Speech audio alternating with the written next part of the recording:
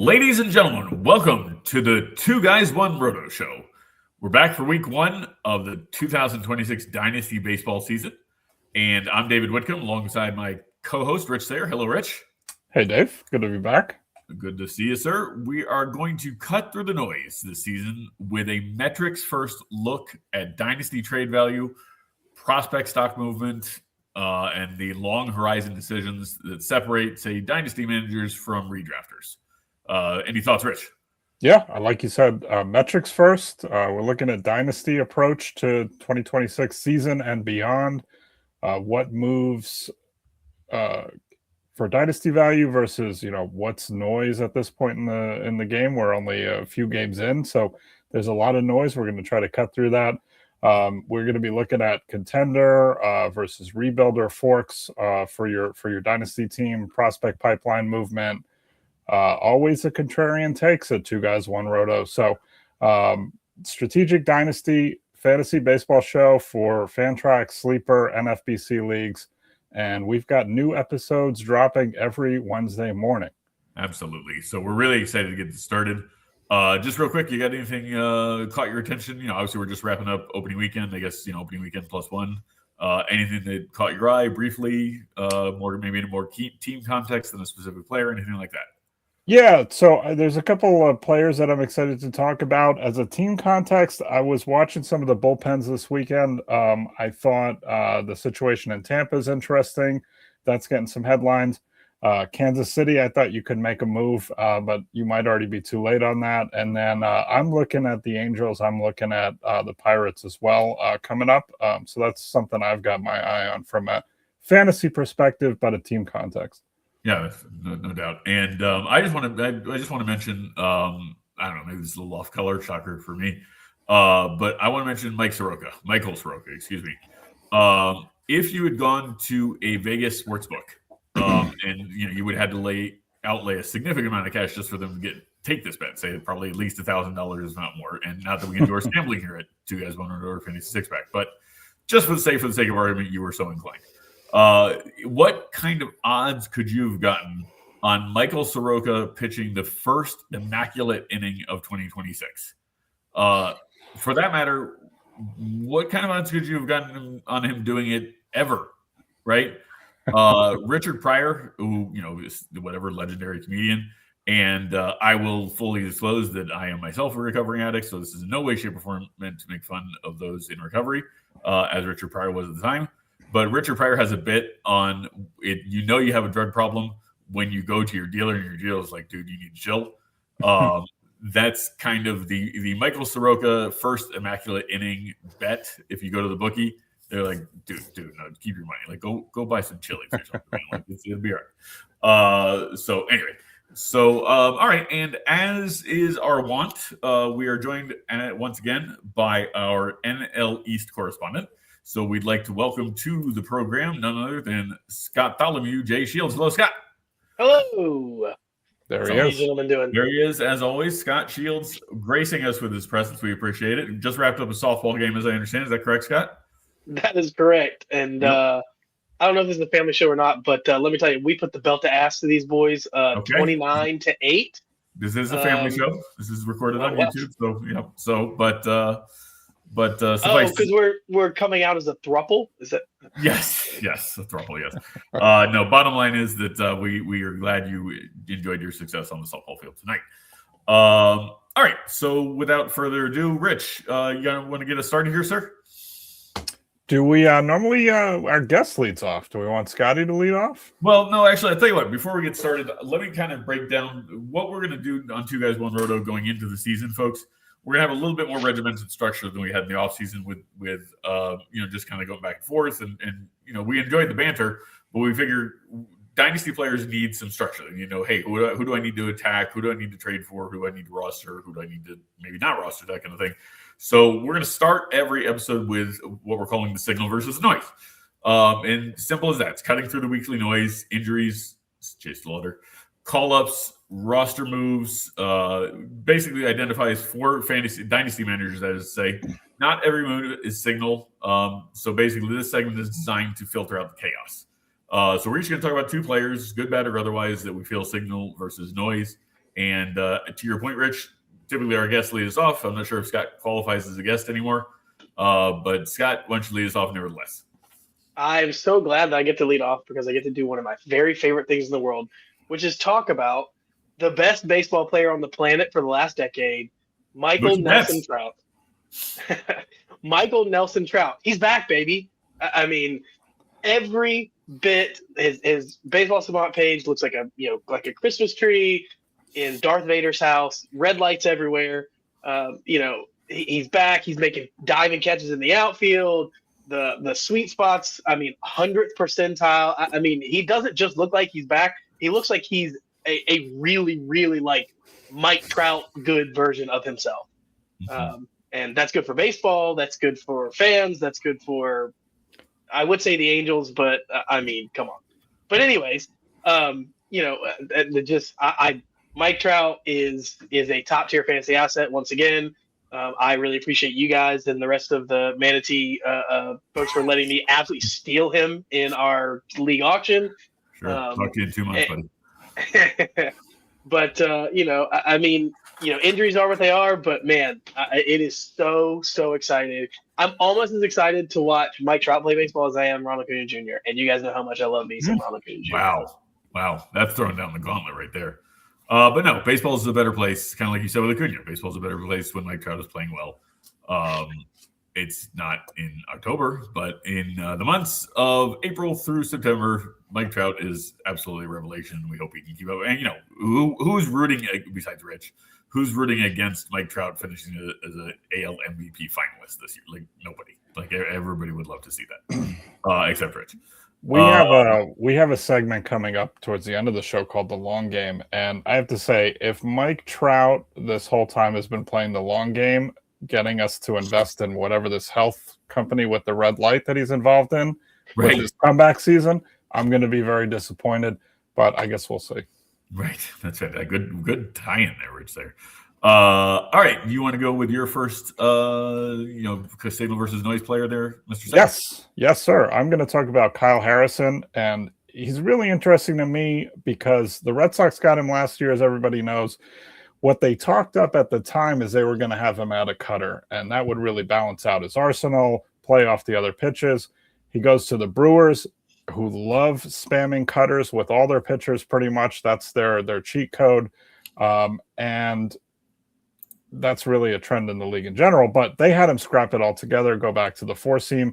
He's got an issue with the way he grips and releases it. It just doesn't really work that well. Guess what? Four-seam dominated. He went from, looking back the last couple of years, he was sitting 92.5, moved up to 94.6 last year, was sitting or averaging, 95.1 in the first start. He's got a slurve. He's got this kick change variant. He had a 27% swinging strike rate on the four-seam, elite for a fastball. He gets the effectiveness off that from this low release point. He had an 18% swinging K rate on the changeup, playing around with the sinker a little bit. For me, this is a little bit of a better stuff version of like a Jacob Lopez. And I say that as a compliment because he went on that tear second half of last year. Yeah. They're both throwing the four seam from a low arm slot from the left side. Lopez only 89, 90. Harrison's now up to 95 plus. So I think that this mix that he had and the effectiveness he had in his first start, I think it's signal. It's not noise. I think the changes are for real. And the Brewers did it again. Right. The Brewers. Somebody called the Brewers pitching staff the worst in baseball last year. Well, yes. And none of those people were around after April. So I'll take a mulligan on that. Easy killer. Yeah. So, no, I mean, Kyle Harrison was talking to somebody today about the Brewers have somehow stolen Cardinals devil magic. Like it's now Brewers devil. I don't know what it is. Brewers bubble magic or something. I'm not really sure, but yeah, absolutely. The Brewers, they've become a factory. And it's interesting. It's not just pitchers. You look at what they did last year with Andrew Vaughn, for example, one of your favorite players, Rich. Isaac Collins coming out of nowhere to be productive WAR player. Like you and I are excited to see what they do with a mutual favorite player, Luis Matos. Would it be in the least bit surprising if Luis Matos finished with more Fantrax for this year than Elliot Ramos. His biggest issue is chasing pitches outside of the zone. Even though he can connect with them, it's not helping him. And they actually did a wonderful job with Andrew Vaughn on that. So, every player is different, but that's an interesting point. It was kind of an inverted version of what they basically told him when you see one in the zone, go get it. Like, don't wait for the next one. Yeah. But anyway, whatever. We're getting off the rails here. All right. My first player going to come as no surprise to anybody who knows me even a little bit or has followed me on Twitter or reads any of my pieces on this particular player, which I wish him nothing but the best and, whatever, I'm just concerned. So this for me is also signal, not noise. James Wood, up to and including Tuesday, including tonight, folks. We're recording. This will be published on Wednesday. This is including tonight. This is the kind of hard work and diligence we're giving you, Two Guys, One Roto. Since last year's All-Star break, including 2026 spring training, he has 133 punch-outs in 342 plate appearances. Now, I have previously said it's kind of a little bit Jason Hayward-esque. I was wrong. Totally wrong. Jason Hayward didn't actually strike out that much. Punched the ball, hit the ball on the ground way too much, but he didn't strike out nearly as much. You know who did strike out a bunch? Somebody who hit 81 nukes in his first two full big league seasons. That guy named Joey Gallo. However, in a Stephen A. Smith voice, the second half of 2018, so that was his second 40-homer season, plus spring training 2019. Yes, I looked this up. I have nothing better to do with my life. Plus his first 20 plate appearances of 2019. So literally the exact same number of, well, not same number of plate appearances, but same half, same spring, same 20 plate appearances into the new season. Gallo had punched out 96 times over 271 plate appearances, an embarrassing 35.4% mark. Wood's the 38.9. That's a lot of punchies, folks. And, you can throw out the small sample sizes. You can throw out the spring training, whatever. Like, hitting singles in spring training doesn't mean anything. Striking out 40% of the time in spring training, especially against diminished pitching in spring training, kind of means something. Now, he's 23 years old. He's got light tower power if he can get to it because he doesn't pull anything ever. Hard to say. I certainly wouldn't give up on James Wood if I had him on the cheap or whatever. If I had him on the expensive, so to speak, it depends on your league format or whatever. Not to say I'm jumping ship, but I would certainly be tapping at the doors of what's out there for him, kind of thing. He's still got obviously the very big name. I'm sure at least one, if not both of you, are going to wildly disagree with me, so I'm dying to hear it. Go ahead. Or not. I mean, we've talked a lot about kind of the rolling joke for guys that strike out just way too much and skills that otherwise should be there is, of course, Spencer Jones. I'm not sure that I don't just see a lot of that same kind of risk here, right? Which is, big body, big frame, tools, athleticism, but just can't quite make it work. And I think there's a little bit of, in fact, noise in everyone trying to find the next Aaron Judge. And you see a guy that on paper looks like has the maybe isn't him, but has the makings of that. Yeah. And kind of, harkens back to, what Aaron Judge was when he first came to the league. And I just think that guy's just a unicorn. He's a freak, and most of the time when you get a guy, regardless of physique and tools, you're going to end up with this James Wood, Spencer Jones profile that's like, yeah, maybe that guy, maybe he's Giancarlo Stanton instead, and that's not that's not an untenable player. That's not an unrosterable player. Giancarlo would be a wonderful outcome for Wood. Like, we take Giancarlo all day. Giancarlo's going to hit 500 homers in the majors. Like, that's fine. And that's fair. That's fair. But he offers little else, and I think that's just I think they're he's closer. I think these guys are starting to look like there's a lot more Giancarlos than there are Aaron Judges. I guess I'm not sure. I'm totally with you on that one. At this point, not to say he's going to be Joey Gallo, but the thing about that, Joey Gallo is also good defensively, and James Wood is not. So, right. I don't know what to make of it. All right, enough. Well, the main difference I would say is that Gallo in those first couple of years was under 60% contact, and Wood has been around 70%. So other than that, all the numbers are the same. I didn't look at their ages. I think he's a little bit younger than Gallo was. He's 1 year younger than Gallo. But not that much. Okay. Yeah. So I'm hanging hope, which is not great out the gate here, on having a competent team and staff versus what he was accustomed to the last couple of years. Maybe he's bad. Maybe there's just bad habits. I don't know. We'll see if he can turn it around. And the thing about Gallo, just to wrap this up, put a button on it. Gallo had the lower contact rate for sure, but he did pull the ball a ton. So he got to his power. And Wood, everybody wants to gush over Wood's opposite field power. And it's like, yeah, but that's the only power there is. Like, he doesn't get to his pull side. Anyway, enough about James Wood. This circles back to another signal versus noise player for Mr. Shields. What do you got for us, Scotty? Yeah, and I'm going to go back to, if you've listened to our prediction show, if you haven't, pause this one, go back and listen to it, come back here, and you'll hear me talking about Brandon Lau. Another guy, a guy that I planted my flag on, and who doesn't love a good week one victory lap? But he's exactly what we discussed on last week's show, which is, there's some plate discipline questions, but the guy is who he is. I know we had some questions and rightfully so about whether his power would play at PNC and, and all those sorts of things.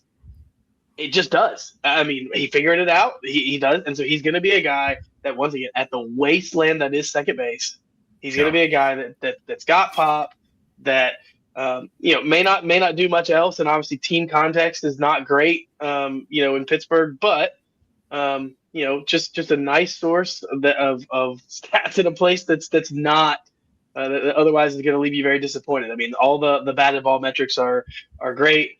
For exactly what we're looking at, even the expected batting average is up. I mean, it's just looks like a guy who's going to be a steady producer all year of power, which he's always been able to do. And, maybe able to sneak in a decent total and some counting stats, regardless of lineup context. And so, I think this is the guy to go in on. Yeah, and I mean, not that it's great by any stretch of the imagination. Pittsburgh's lineup is legitimately better than it has been the last few years. That's kind of damning the same praise, but and as I say, and he's a big part of why. But sure, yeah, yep. And Brandon Lau, it's actually just whatever. I'm going to circle back to James Wood because of course I am.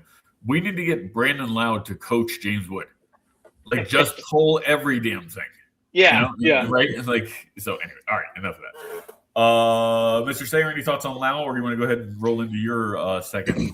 I had a chance to see him live. I was at the Mets game this Sunday. We were in the second deck there in right field. Nice. I thought the ball was going to get to us. It didn't quite get there, but plenty of power to get out of the park.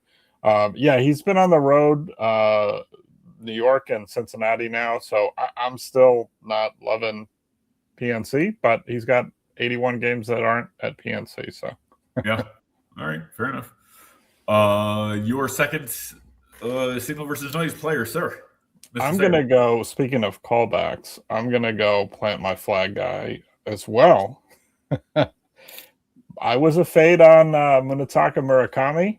You might think I may run with my tail between my legs so far.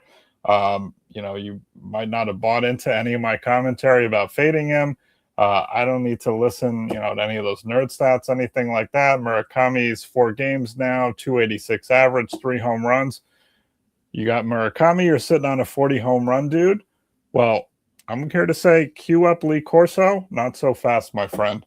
Oh, the calling card with Murakami is the light tower power, right? Everybody knows that. Shown that off with the 3 home runs, right? Well, actually, he's only got an 86.5 mile per hour average exit velo, 103 max exit velo. Obviously, it's early, but those are both significantly below average. That's in the neighborhood of Jung-Hoo Lee, who hit 8 home runs last year. Okay.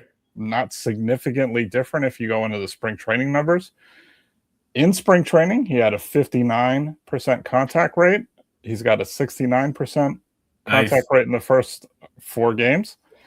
He hasn't been challenged that much. Pitchers have actually been staying out of the zone, so credit to him for staying back and not chasing. I think they were buying into the fact that he's going to chase everything.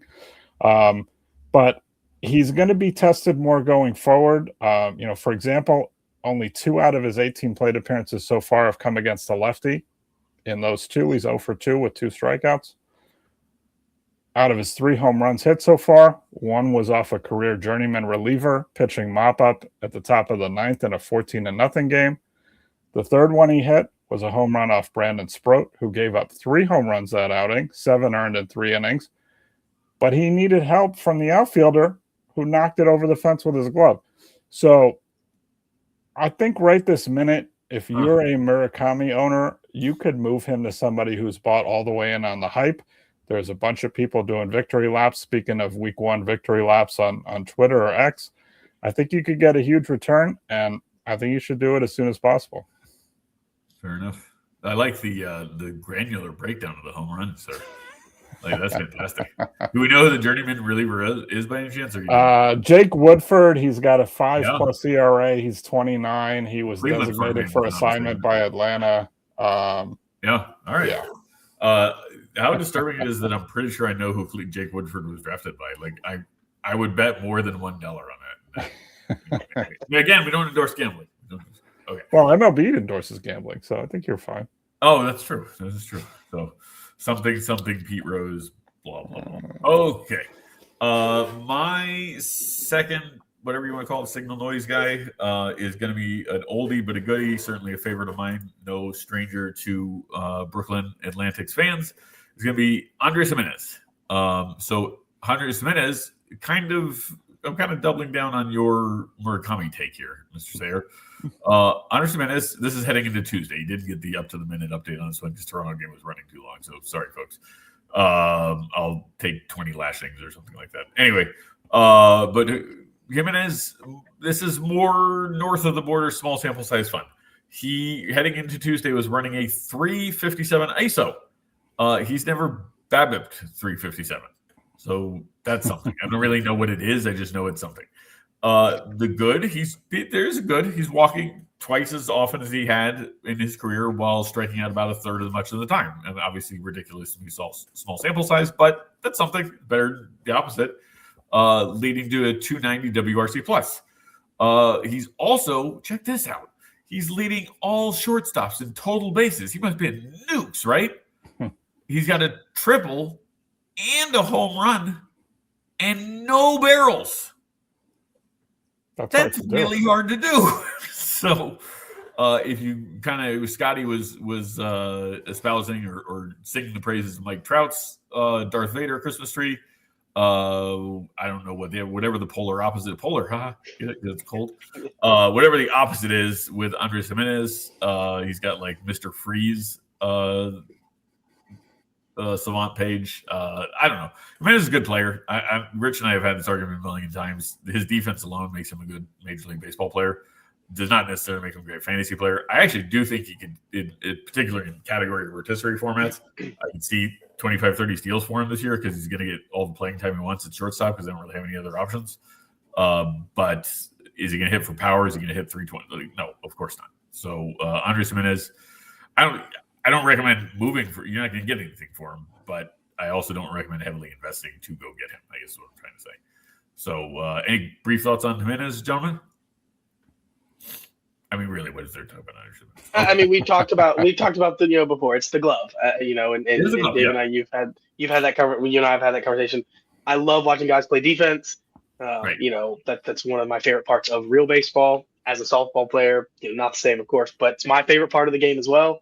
Yep. So love the leather, but unfortunately for fantasy, that means nothing. So doesn't mean nothing. Keeps him on the field. If Andres Gimenez weren't a good fielder, he wouldn't play baseball. So anyway. All right.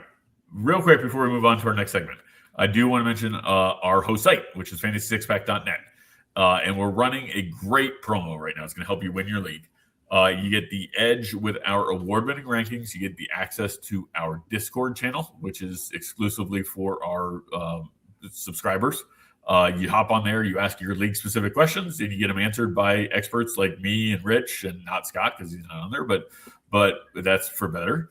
But other experts as well. It's just all there, and it's not in the public purview. For those of you who are paranoid and neurotic like I am and don't want to ask your questions on Twitter, they don't get seen by anybody else unless they're also subscribing to Fantasy Six Pack, which is smart.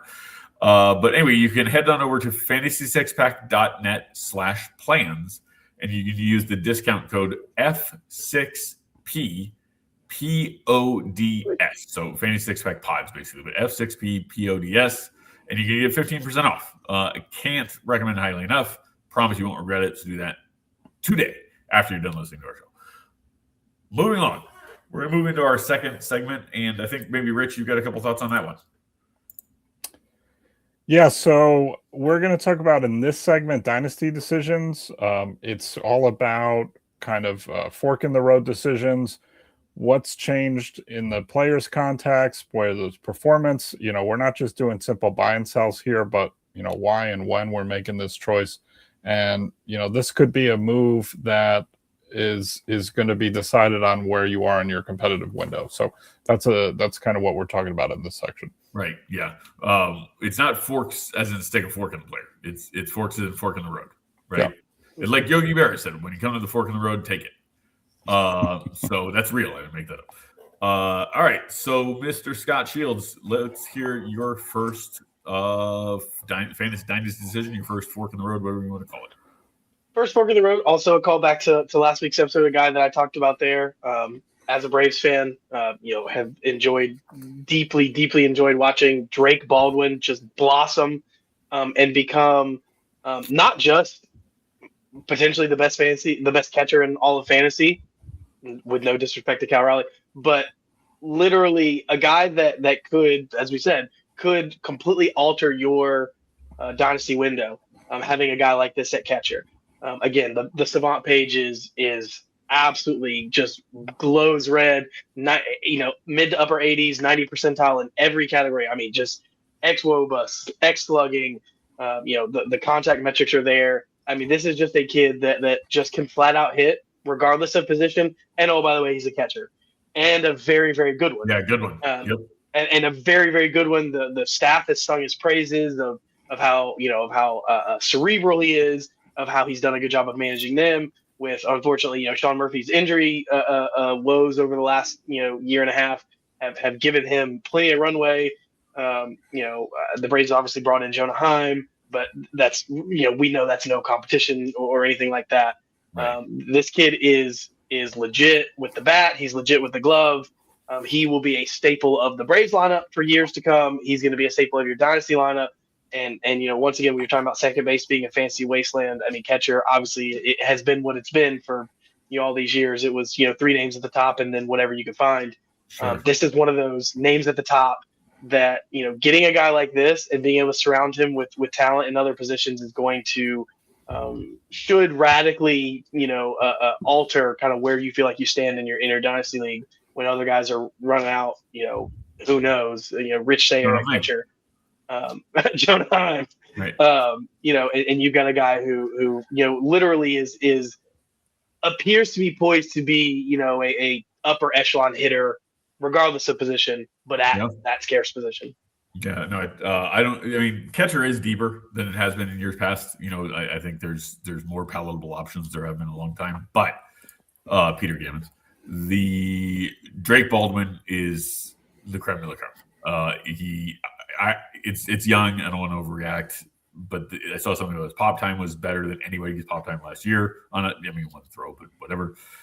He's hit 3 home runs already this season. He's got all the intangibles. He's got the leadership and the clubs behind him. The pitching staff sings his praises.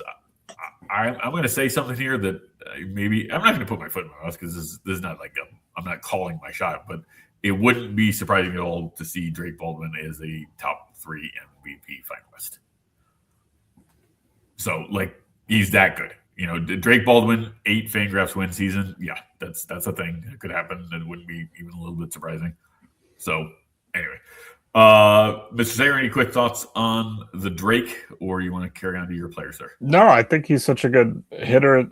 He's the rare guy that's going to be in the lineup every day at this point, whether it's right. DH or catcher. I think it could actually be something of a positive that Heim behind him is a competent catcher. He'll DH maybe a little bit more, stay a little bit fresher. All positive things right now. Yeah. So, all right. Who you got for your second dynasty decision, sir? Well, we're going back to back with potentially high-end fantasy catchers. Prospect pedigree, you got all of it here. obviously, I'm talking about Henry Davis of the Pittsburgh Pirates. All right, a little bit of a deep cut.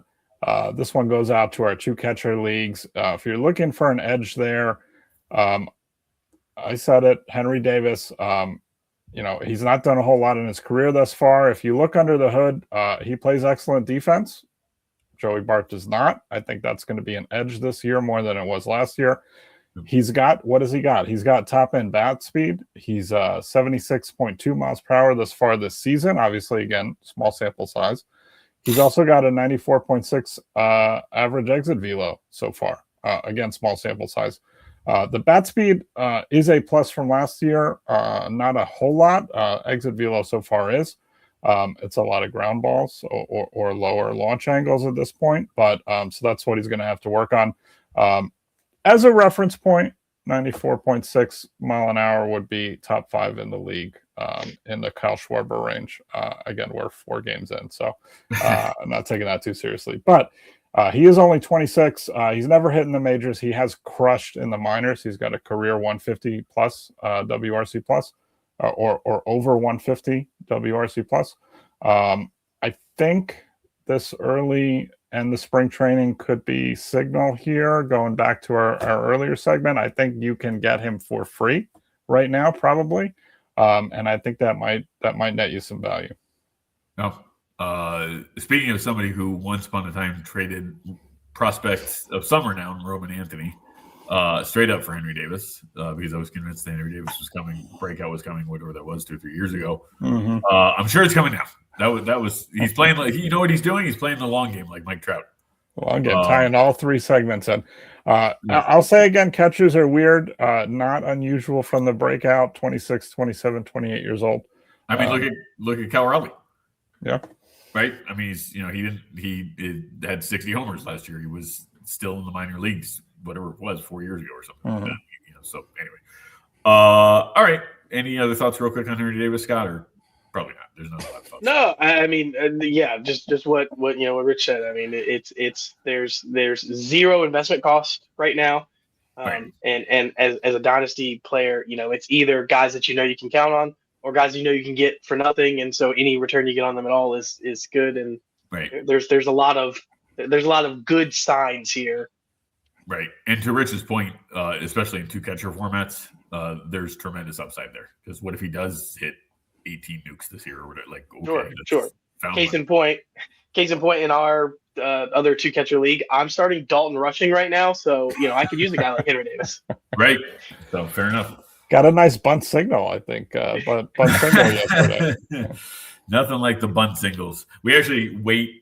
So just so everybody, the viewers and listeners at home know, we have a really weird scoring system where bunt singles are worth 40 points. No. Okay, that's not. All right. So real quick, I want to wrap up our first round of Dynasty Decisions with my player that's going to come as a shock to nobody is Cam Smith.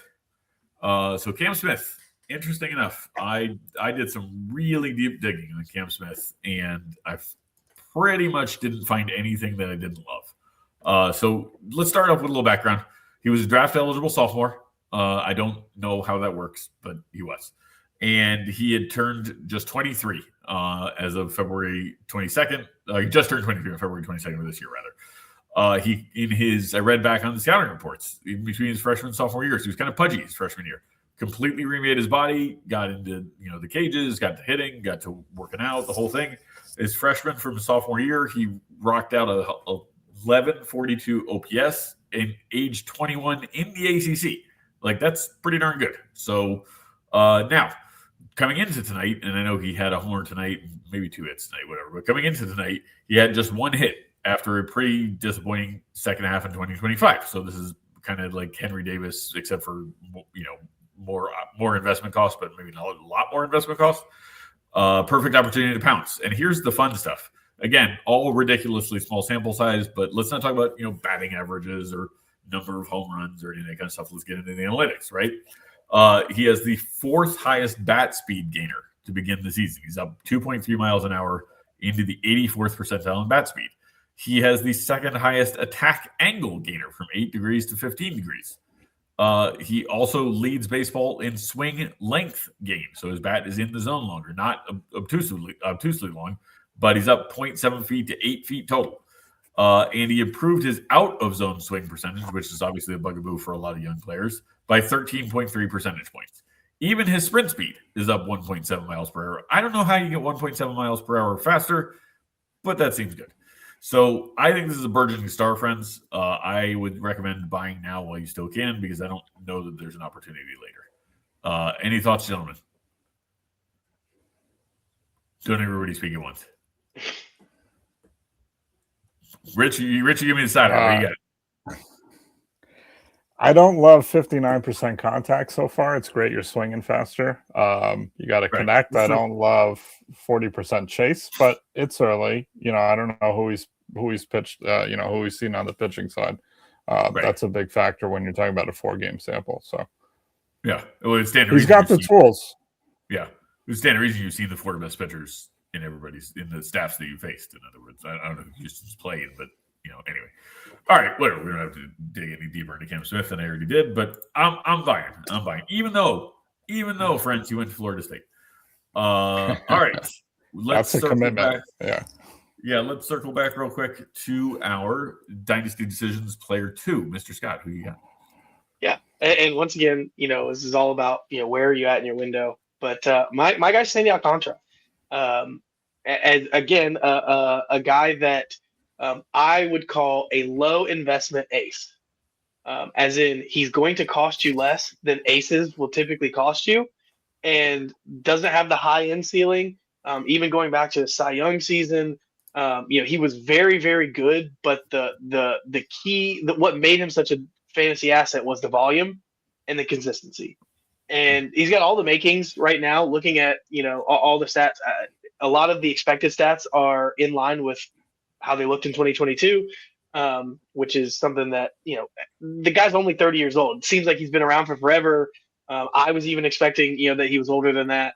You go back and check the age and he's 30 and a half. But, this is a guy who still has a lot of tread left on the tires, who seems to be, finally rounding back into that form. He showed it a little bit at the end of season last season. But, the strikeout rate, is never going to be anything fantastic. You're not going to get those strikeout numbers like you're usually looking for an ace, but especially in points leagues, especially in any league that values innings pitched, that values, he's the one guy that's still going into the 6th, 7th, late 6th and getting into the 7th inning in games and completing the 7th inning.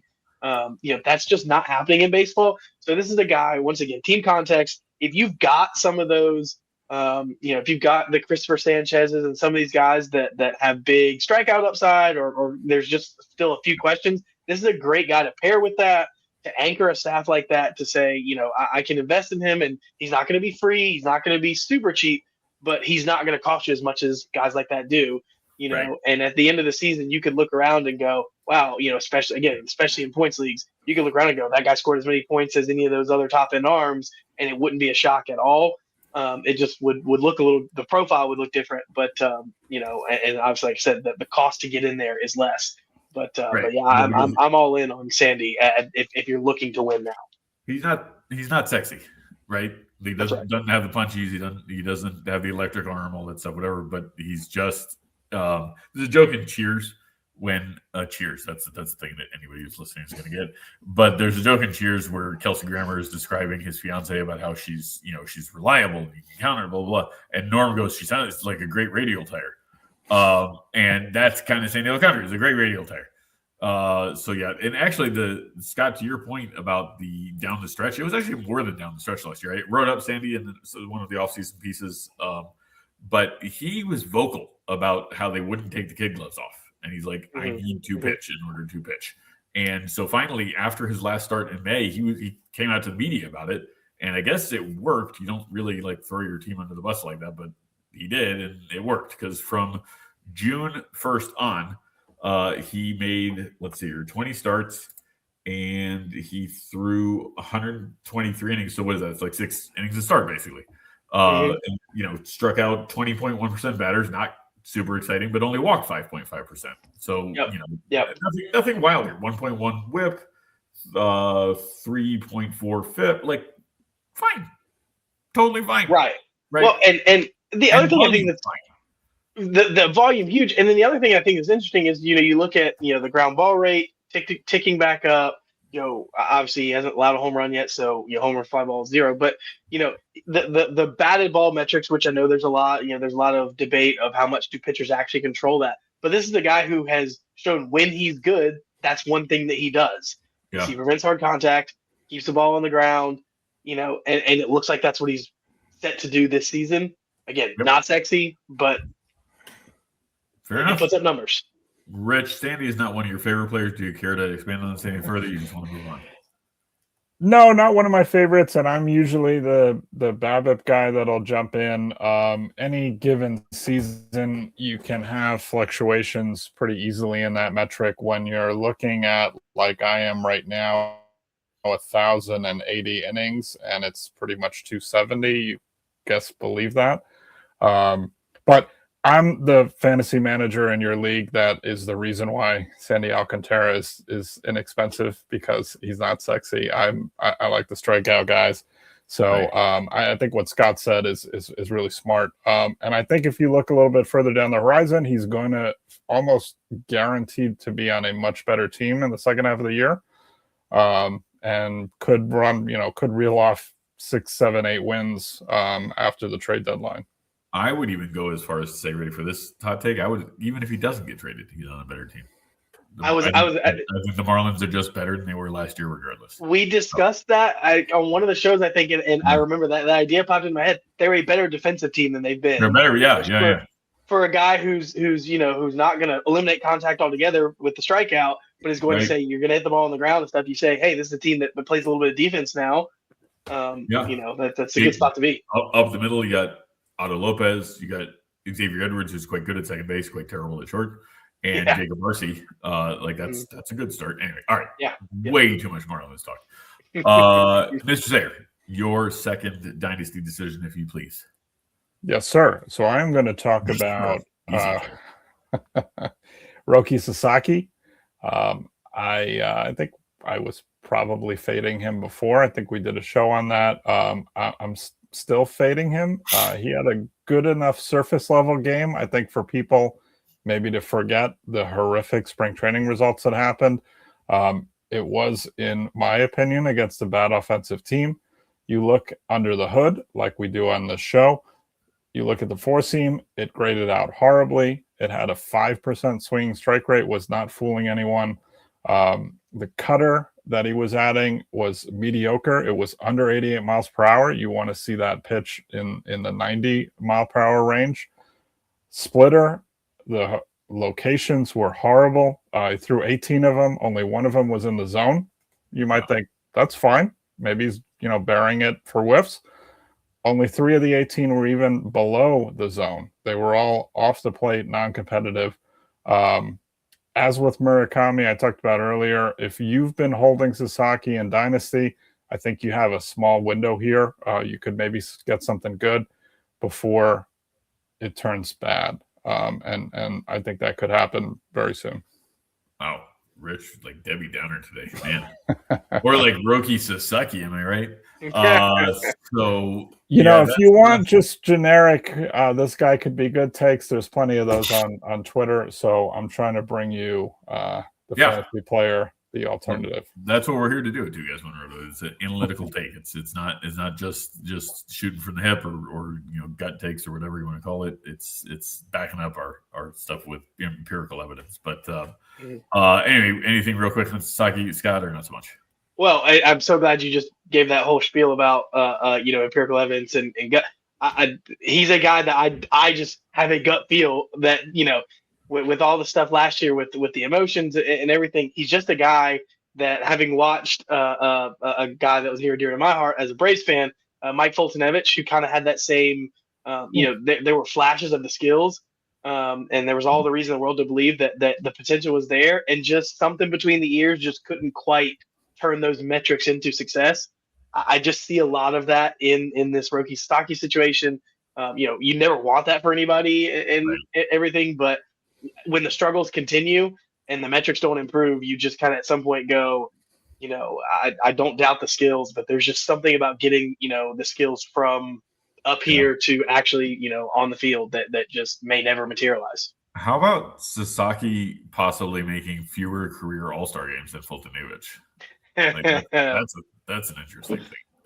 All right, I'm going to move on to my second player in the Dynasty Decisions, and this one is going to be not very popular among those who are near and dear to my heart, but it's Noel Marte, and I'm going to emphasize the no. Noel Marte. Here's the sentence. What if James Wood had never been good in the first place?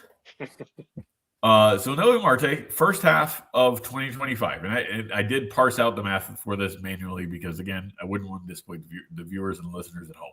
First half of 2025, very easy to get. 284, 337, 547, 7.7% walk rate, 21.4% home run per fly ball rate in a whopping 104 plate appearances. Huge sample size, right? Maybe the rest of his career is bigger. 627 plate appearances, 246, 273, 373. And also, oh, by the way, he hit 14 home runs last year, which doesn't sound altogether terrible. He's not known as like a big bopper, whatever. He's going to hit some tanks and hit a lot of doubles and, whatever, except for he's fairly not terrible, but he's below average defensively in right field, cannot play third base at all. And they tried playing him in center field. And I think Tito Francona saw about one inning of that, was like, that's enough of that. Here's some of the luminaries that his 14 home runs came off of in 2025. My friend Herman Marquez, Antonio Senzatella, the Rockies edition of Tyler Kinley, worst pitcher in the league. The since retired Kyle Hendricks. Like, he felt so bad about giving up a home run to Marte, he retired.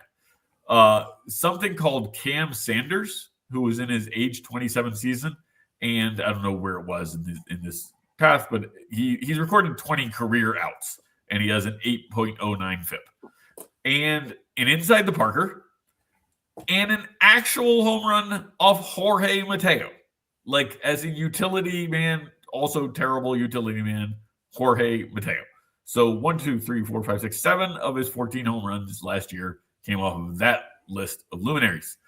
Jorge Mateo, rather, Noel Marte. I wrote in my bold predictions thread on the Twitters that Noel Marte would end the season as the starting right fielder for the Louisville Bats, the AAA affiliate of the Cincinnati Reds.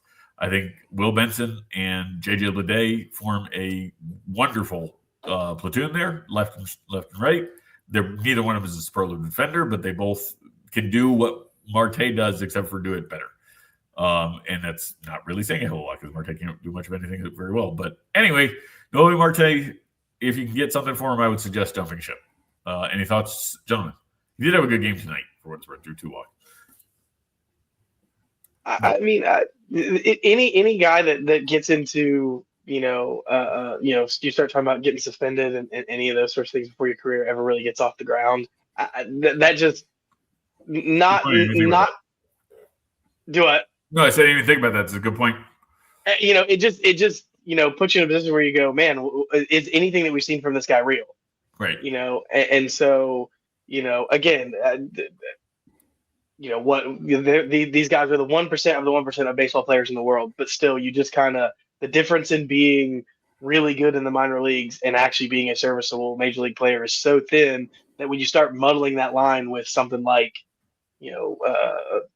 performance enhancing, substances, you just, I mean, it almost makes you want to say all of the data is noise. And so when all you see is, what you're seeing now, it's like, maybe this guy just isn't that good. Right. Yeah. You know who would never do such things? Jurickson Profar. All right. Anyway, we're going to move on to our third segment. We're going to wrap up every show every week with our long game. Now, this is kind of pure, like, unbridled dynasty outlook. Prospects, market reads, asset valuation over time. Where is the market wrong? Good, bad, or otherwise? Well, not good, bad, or otherwise, but good or bad. And then also, who are we kind of trying to accumulate? Like, where are we trying to gain shares of players on our collective dynasty teams quietly, like under the radar, so that our competition doesn't notice? So, gentlemen, you have a first player to pick from, Mr. Shields. What do you got? Yeah. So the guy that I'm going to say, I don't know how quietly you can get to him because I think he made some noise on over the weekend or this in week one. But Emerson Hancock, Okay. a guy that actually in our one of our leagues last year, we held me and my co-owner held him all season and thought this was coming last year, and it just never quite happened. You go and look at his Savant page, and like his pitches were not that good last year, and he just got better at pitching between last season and this season. Yeah. The pitch is just profile different. Weirdly, he's throwing a little slower this year. When you go and look, again, small sample size, but you look at average pitch speeds. All his pitches have lost about a tick or two, but that's made them profile better, shape better, more deceptive. I saw something. I'm sorry. I saw something about his induced vertical break was like way. Yeah. Yeah. Right. Yeah. He's getting a lot more life on these pitches, more on the rise side than drop. Obviously, again, Seattle is one of those teams that we've all come to trust when it comes to pitching because of what they've been able to do with their rotation. And so you just kind of say, man, they figured something out. And again, I mean, talking about baseball savant pages, on the percentile side, literally you just take what his chart looked like last year, which was horrible, and just invert it. I mean, everywhere that was blue last year is red this year. Yeah. And the things he's not so good in are fastball velo, chase and whiff rate. And so again, you kind of profiles. Apparently I have a type when it comes to pitchers I like, guys that aren't necessarily sexy, but just are able to get it done, are able to limit damage. Again, plays in a great pitcher's park, good defensive team behind him. Fantastic catcher. Just all the pieces seem poised for a guy that, like I said, just figured something out this offseason that said, hey, maybe don't throw quite so hard and focus a little bit more on pitch shape and location. And it is, again, small sample size in one start, but it seems like maybe that's going to work for him this year. You looking at Hancock's page right now? Yes. Well, how old is this dude? He is 26. So 26 years old, and if I'm nearly positive, first round pick out of the University of Georgia. We talked about catchers. Yep. What's that? 6 overall. So yeah, 6th overall pick. Here's a fun thought, because the first thought when you think Emerson Hancock is, well, he's the number 6 starter for Seattle. Like, eventually, Bryce Miller's going to come back and so on and so forth. Are we like sure that Bryce Miller's better than Emerson Hancock? Like, probably. Factoring in health, obviously. If Bryce Miller never got hurt, but that's one of those.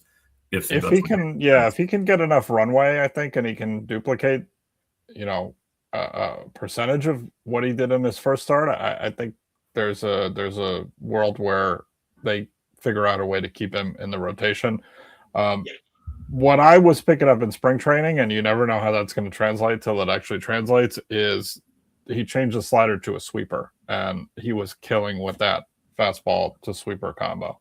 Yeah. And he was doing it in spring training, but like I said, you don't really know. Went undrafted, I would imagine, in a lot of leagues because he didn't really have a rotation spot ish. I think it's a great call up. Fantastic. All right, Mr. Sayre, what do you got for us on the what do we call this segment? Like the long game. The long game tip, so to speak, right? The long tip, yeah. Whoa! Family-friendly show, Cowboy. That's just the words you were saying. I'm gonna go with a player that is in the news for a couple of minutes before he got overshadowed by Colt Emerson signing a big extension. I'm going to talk about Cooper Pratt. He signed an extension, I think, earlier today, or could have been yesterday. 8 years, $50 million. This is a move that doesn't really make sense to me for a couple of reasons.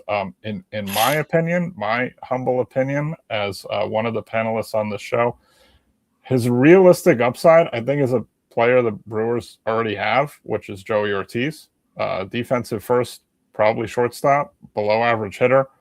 I don't think he has any carrying tools. Was below average offensively. In a small sample in high A in 2024, they bumped him up to double A anyway. He was average-ish there in a much larger sample. He played there all of last year. I'm talking about a 691 OPS, 107 WRC+. I've always said this, as far as being a fantasy prospect, average-ish for the level is below average for a fantasy prospect. Right. So that's something that was confusing. The other element is the Brewers already have Bryce Terang, and their next two best prospects, which are pretty much unanimous top 20, 25 players, are both also playing the infield. So why are they locking him in? I say all that to get to what I think is actionable from this take is he's got a little buzz as a guy that's going to be called up shortly, I think. He's been ranked as a top 75 prospect. Baseball America had him at 50, Pipeline 64. The Athletic, he was in the top 100.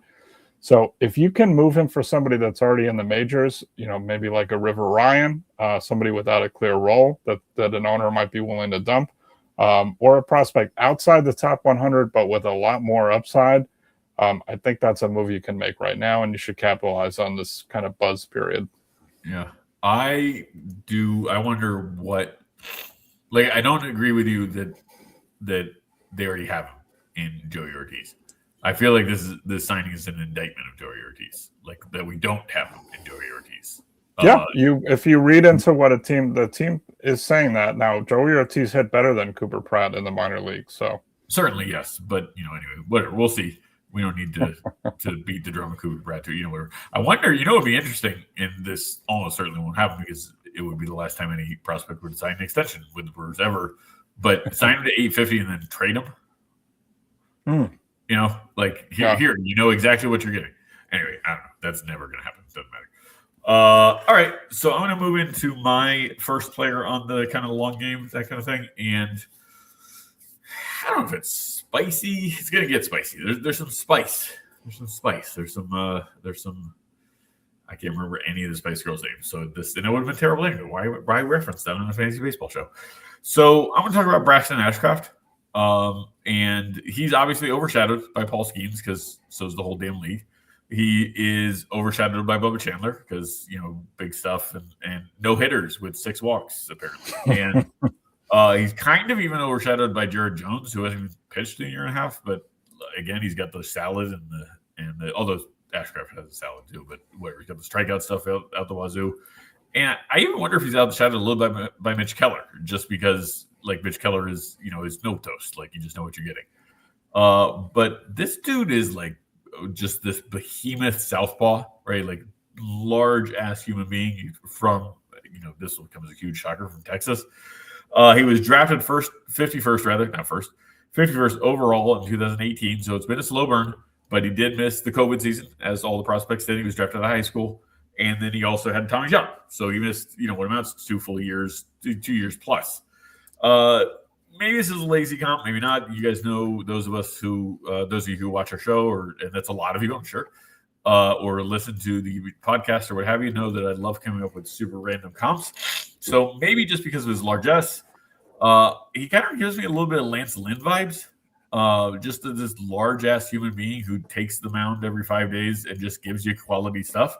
And let's not discount Lance Lynn. And then this is Braxton Ashcraft. Lance Lynn with 97-mile-an-hour heat and a killer curveball. Although I don't know what to make of that. If Lance Lynn had come up this year, maybe he would have 97-mile-an-hour heat and a killer curve. It was a totally different era back then. So hard to say. Anyway, let's not discount Lynn. 2,000 career innings, 33 career Fangraphs WAR. If you told virtually any prospect in baseball they could have that, then yeah, okay, that sounds great. That's a lot of paychecks. I'll take that all day long. He is Ashcraft is the definition of an above average starter for me for the vast majority of his career. That's what Lynn was. He did have a 3-year run when he finished in top 6 in the Cy Young voting, 3 years in a row, which is, I was very surprised to find out. This is becoming a Lance Lynn segment. But dynasty managers, this is where we get spicy. Dynasty managers everywhere are going to choose Seth Hernandez over this guy without batting an eye in the Pittsburgh organization. Obviously, of course, you choose Seth Hernandez. Why? Ashcraft is actually getting major league batters out. I understand Seth Hernandez's ceiling is significantly higher. Seth Hernandez's, whatever you want to call it, downside or basement or whatever you want to call it is not ever throwing a pitch in the major leagues ever. I mean, he probably doesn't do that, but Braxton Ashcraft easily could be a 20 Fangraphs win player, and that's an awfully valuable commodity. I'm talking more real baseball than fantasy, but Seth Hernandez has yet to get a major leaguer out ever. Like Braxton Ashcroft's done that a lot. Like just take the found money. Maybe I don't know. Maybe I'm crazy. Rich, you're our resident prospect expert. Tell me when I'm wrong. I think you have to take Ash if it's head to head. I think you got to take Ashcroft unless you're like years away. Then that's maybe a move you want to make. Right. If we're at our Dynasty Decision segment. But I love Ashcroft. I definitely think he's underrated. I think he gets lost in the mix there. I think people have short attention spans in general. So you hear like, exactly like you said, Skeens and, Chandler and Jones. And it's like, okay, that's too many Pirates. Right. So, yeah, great value. I think he's a good pitcher. Yeah. And I learned today that Lance Lynn had a 6.8 FWAR season. Yeah, he did. He sure did. So he's got that going for him. I'm sure he has that on his mantle. Yeah. All right. Let's move on to our last players, gentlemen. But before we do that, super quick, I just want to ask our listeners or our viewers, please subscribe to the YouTube channel and hit like or subscribe wherever platform you're using, whether it's, I've talked about this a million times, whether it's iTunes or whether it's Spotify or if it's iHeartRadio or if you're somehow getting this in the mail. I don't know how that's possible, but maybe, I don't know. Wherever you're consuming our podcast or our show, please, for God's sakes, like and subscribe. We would really, really appreciate it. So, all right, let's bring it to closing time. Mr. Shields, what do you got for us? Once again, long game. Who you got your eye on? Who you trying to accumulate or not? Where's the market wrong? That kind of thing. Yeah. So I've been pretty positive. I love talking about baseball, so I love talking about guys I like most of the time. So I'm going to end on a wet blanket take, which is Matthew Liberatore, a guy that I started off. Today's show. Okay. Do I? I said that'll do it for today's show. Yeah. So there's another sane one on the show. Thank God. So there's a he was a guy that I was high on at the beginning of last year when he was really, really good. And then it just he just wasn't. And you look across the metrics and you could, if you squint, you could kind of see the same thing that I've been talking about with these guys, with Emerson Hancock and St. Alcantara about, maybe it's volume, maybe it's consistency, but he just doesn't have any of the upside that any of those guys do have. And I think right now is a prime poised position that maybe you could move him for something because he did have an on paper good first start, but man, there are all sorts of alarm bells going off under the hood. Notwithstanding only 2 strikeouts. Yeah. It just seems like he did the exact opposite of, I don't know if maybe Emerson Hancock like Monstarred him and took whatever little bit of talent he had and and that's what he needed to get pushed over the top. I don't know what happened, but Matthew Liberatore was not very good the second half of last year and went home and said, what if I got worse? And on top of that, we, like you said about the Cardinals devil magic, it seems to have left them. The Cardinals seem like they are going to be quite bad. In at least in my opinion, not the defensive stalwart that they once were, just not the team they once were. I mean, I think I'm with the experts that say this is the worst team in the Central. So you don't have that to lean on. You remember those days where you kind of always were like, man, there's those Cardinals. They have those pitchers that just you just blink and they've got 12 wins and Lance Lynn. They've got 12 wins and a 3.7 ERA and not a lot of strikeouts and so Liberatore, again, on the surface he looks like he could be one of those and he's just not. So I think you sell him to somebody who thinks he could be one of those guys. Try to get some assets back, but yeah, I'm running for the hills on this guy. As a guy who believed in it last year, even when it started to fade. Like I said, there's just alarm bells everywhere. He doesn't miss bats. He's not striking guys out. He's not going to strike guys out. He's not going to miss bats. And like I said, once that ship starts sinking, I'm not sure it's not already in St. Louis, it's going to get ugly. And that's just I'm out. I totally agree with you on the team context. St. Louis is bad on purpose this year. Like that was Chaim Bloom's vision statement, was to rebuild. Kind of start. Who do we have that we can build around going forward, and then who do we need? Where we need to draft, and so on and so forth. I don't know about where we need to draft. It's baseball, but you get the point. But anyway, just summing up your wet blanket Matthew Liberatore take. do want to thank you for being a guest on Two Guys One Roto. We'll never have you back. Mr. Sayre, your last player in this segment. Again, Yes. Long game.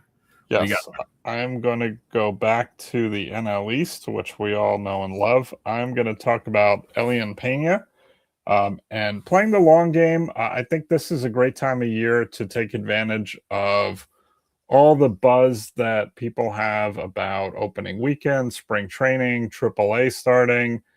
And Pena's a little bit of a black box right now. He's only got his DSL stats from 2025, which is, kind of out of people's view or top of mind at the moment.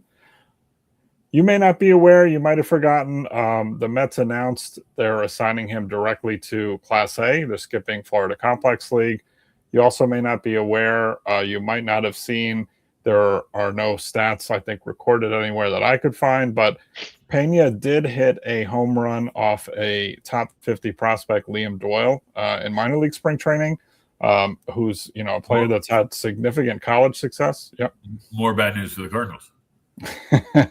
I don't know that it relates to that, but Doyle's being assigned right to AA. So Pena's got hitting chops for sure. I think for me, the play here is, again, he's not going to be top of mind. He's not ranked on a lot of lists right now. If you can move a player, like I mentioned earlier, Cooper Pratt, for Pena straight up or in a package, I think that's a fantastic move to make right now. I think Pena could shoot up very quickly on prospect lists once he starts playing. This is, to be blunt about it, folks, this is the kind of content we hope to bring you on the Two Guys One Roto show. For those of your less savvy dynasty owners, let's say, who are going, we joke, Rich and I like to joke about the list method. They're not going to find Pena on probably any list, and they're going to find Cooper Pratt in the top 75 of virtually everyone. And they're going to think they won that deal, 6 days a week and twice on Sundays. And for fantasy purposes, unless Cooper Pratt just takes a leap and a half, probably not so much. So, no, great take. Also, am I allowed to reference my Elian Gonzalez Pena thing or not so much? I don't know what the thing is. Yes, let's. So, all right. So this is a callback and a half. I will keep it clean, I promise, to our friend Joe Bond, who runs Fantasy Six Pack. The Chappelle Show, once upon a time, did a racial draft where players were drafted, to what race they were going to be or whatever, whether it was questionable. And the Latino contingent came up, and they drafted. This was when Elian Gonzalez was the thing, the orphan child from I was going to say Mediterranean Sea, the Caribbean. Caribbean, yeah. Yes, thank you. And the Latinos select Elian Gonzalez, and they were all the hosts are like, he's not even a little bit why? We just wanted to do this before the white people tried to claim him as theirs. So that's fantastic, Elian Gonzalez Pena. So okay. So only on the Two Guys One Roto show do you get a Chappelle Show reference, folks. Yeah. All right, wrapping it up. All I do is somebody complete the lyric. Win, no matter what. Yes, Keaton win, folks. Michael Keaton win. In my closer chart for Fantasy Six Pack, in spring training, leading, I'm talking 3 or 4 weeks ago. I wish there were archive copies week by week or whatever, but there's not. It just overwrites. But more importantly, I introduced a new piece called Bullpen Report. We introduced a new piece called the Bullpen Report. This is going to publish every other Tuesday. Mentioned him yesterday also. This was the Keaton win was a prime candidate to lose his job. The Keaton win. Ryan Walker was the prime candidate to lose his job. It's pretty volatile last year. Randy Rodriguez took over for a period of time until his arm exploded. Keaton win looked nasty. The splitter is out of control good. He reminds me a lot of if Kevin Gossman were a reliever. Great fastball, not over the top great, but great splitter, huge swing and miss. I think he got 12 whiffs on 18 splitters or something later. Maybe it's 11, whatever it was. A lot. This was all written before Ryan Walker came into last night's game and gave up a 2-run tank and almost blew the safe. Keaton win, by the way, 1 inning, 3 punchies that same game. So I wrote on the closer chart that it's just kind of a fun exercise. One of Ryan Walker or Keaton win is going to save at least 25 games for the Giants this year. I have no idea which. I think I know which one now. It's going to be Keaton win. So pardon the fun. This is a league winner, especially for those of you in commodity leagues like saves and whatever. But yeah, Keaton win. And if you want to talk about a free add. I mean, he's probably less than 1% owned. So I would rush out to the waiver wires, find room on your roster for Keaton Wynn. Going to virtually guarantee you won't regret it. So, any closing thoughts on the superstar that is Keaton Wynn, gentlemen? Dun, dun, dun, dun, dun. All right. Well, that's a great way to end the show, folks. Once again, we really appreciate you joining us, everybody. This is a great delight for us to talk baseball with one another, but it's even more fun to know that hopefully it's helping you win your leagues. Feel free to hit me up on the Twitter at DWTheOriginal with any questions you might have. Rich Sayre, what is your Twitter handle, if you please, sir? I am at RSAYRE04. Okay, perfect. And Scott chooses not to share his because he's weird. All right, folks. Thanks again for joining us this week. We will see you next week.